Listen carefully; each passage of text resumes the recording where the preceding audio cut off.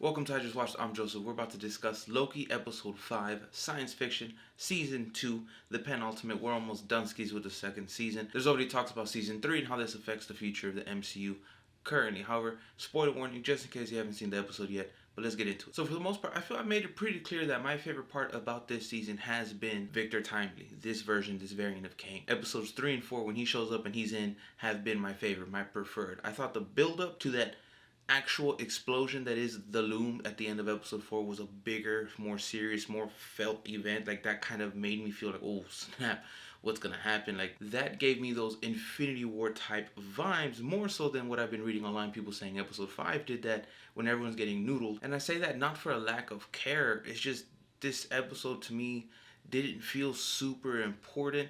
There was a couple neat moments, but at the same time it felt very lackluster. Even their real lives or their variant lives on these branch timelines didn't feel as pertinent to anything. Even Mobius, yes, he's a jet ski or sea-doo salesman. We figured his life involved them just because of his obsession with it. It felt lackluster, as in there was nothing really more there. Kind of felt like a simple, subtle, just toss throwaway. And all of them felt that way. Even Casey, with him being a fucking klepto and trying to steal everything he can get his hands on. Although it was nice that he represents a real life character just like Loki did in the first season. So that little throwback is cool. There's moments, yes, you can read into the idea of the single father with Mobius and his 2 kids. That's Odin, Thor, Loki. There's things there that you can read into that might mean more, which is neat. And I mean, the overall point of this episode is Loki realizing his passion, his love.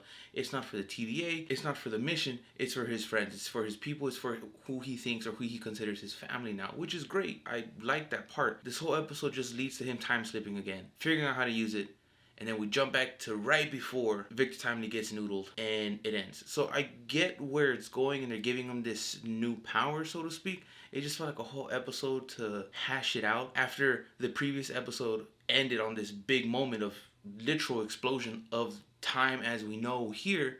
Made me feel more like, oh, this is great. Like, I don't know how we go or what we do from here. Where this episode 5, after they got noodled, he quickly resolved it. And I was kind of like, I mean, you know, when they were getting noodled, it sucked. Because I was like, oh, damn, they're about to die again. But it was immediately resolved. There was no moment, no drop. There's no pause for me to be like, ooh, to reflect. So, I mean, it was alright. You know, I was kind of confused at the fact that Sylvie got noodled at the end because she wasn't earlier. But I thought it was because she had like the He Who Remains little time thingy. And that being said, we know the big bad in this season has been very much pointing towards Miss Minutes and Renslayer. But Renslayer is stuck in that dimension where you get pruned to.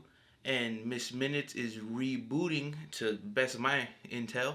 So how do things really get resolved, or how do things get set up? If it's another episode where there's a little bit of resolve and more setup, I'll be honestly a little bit more disappointed than anything. Overall, I think the show's been okay. It's not a bad show by any means, but not much of it has made me want to really watch it and watch it again. Not much of it has really made me want to sell it to people in the sense of, oh, you haven't seen Loki season 2?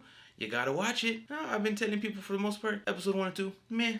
3 and 4 though, the boy as Victor Timely, fantastic. And it sucks because I don't know what's going on. If he's arrested and proof and he's guilty, recast, let's move forward with someone else playing Kang and we're done skis.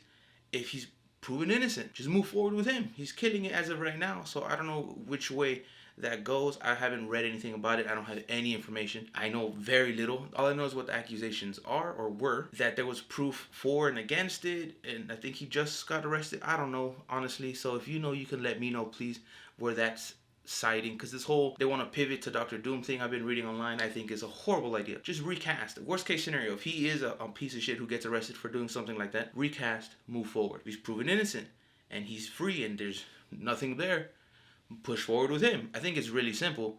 And this idea of like, we're gonna move forward with Doctor Doom and completely change his story that hasn't been working. So doing these drastic changes are unnecessary. I think the simple resolve to that would be recast or move forward with the same dude, depending on the outcome. But I want to hear thoughts, comments, questions, concerns. How you feel about the episode? How do you feel as the season as a whole so far? 1 episode left. Then, quite I assume on timing, The Marvels comes out the same day, or technically the day after. But I love hearing from y'all. Comments, questions, concerns. But until next time, stay safe, be well, y con mucho amor. Adios.